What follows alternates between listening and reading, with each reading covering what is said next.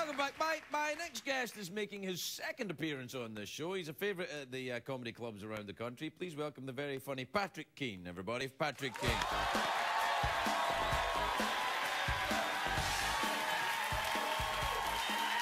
Thank you. Thank you very much. It's great to be here. I feel good. I just got my haircut online this afternoon, and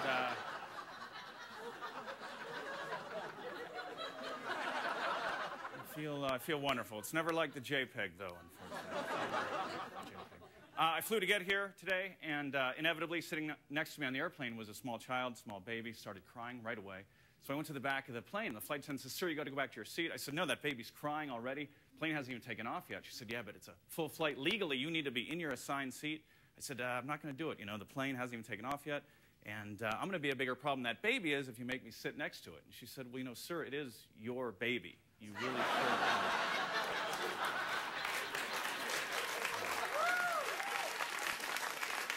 Details, you know. Really should be a better parent than that. But when I was a kid, I was Irish, and my father caught me drinking beer at 8 years old, and I was punished because it was non-alcoholic. Because I'm not an alcoholic, but I do drink socially, and I've been social now for the last 14 years, 3 months, and 2 days.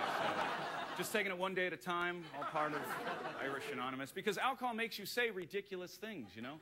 Alcohol makes you say things that you would never say when you're sober. Only a drunk person would say something so stupid as, "I'm never drinking again."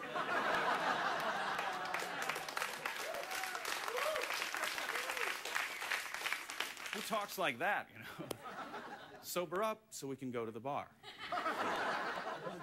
Growing up an Irish boy in America, like everybody else, I wanted to play football at Notre Dame, but I wasn't good enough, you know, and my dad's always like, "You could do it, you could do it." And I said, "No, I'm not good enough. They would have called by now, you know."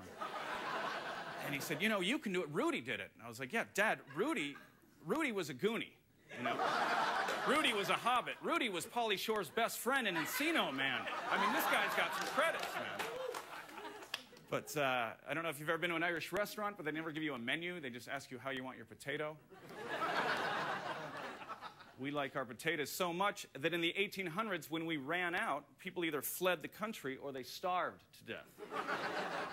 Never mind the fact that we were on an island and that seafood was always an option, you know?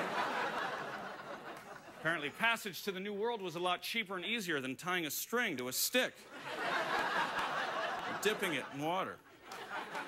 Potatoes aren't biting today, boys. Let's hop on an overcrowded ship packed with other poor people and make the 6 to 8 week voyage to a country we may or may not make it to, where they're fighting a war over whether people from that country should own other people who, too, are from that same country. Hey, Seamus, man, wouldn't it be easier if we stayed here and learned how to fish? No, that's too much trouble, man. Come on.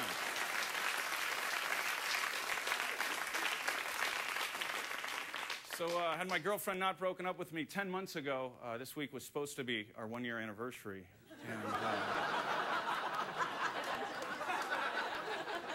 And as a reason for the breakup, she cited my interest in teenage girls. And I just want to clear something up. I don't go after teenage girls because they're attractive. I go after them because they're the only group who's impressed with my current salary bracket.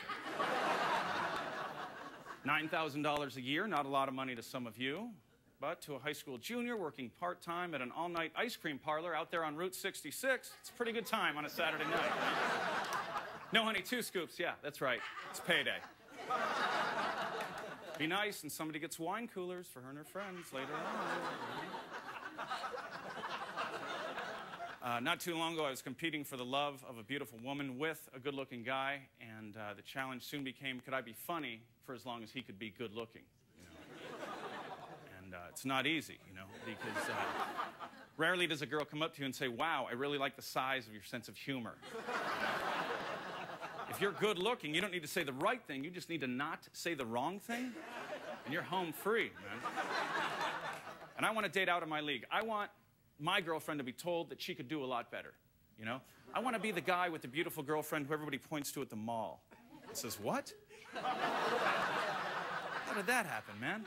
How did he get her? What does she do? What's that guy make? $9,000 a year? But I got to get up really late tomorrow, you guys, so I got to go. But thank you very much. Have a great holiday.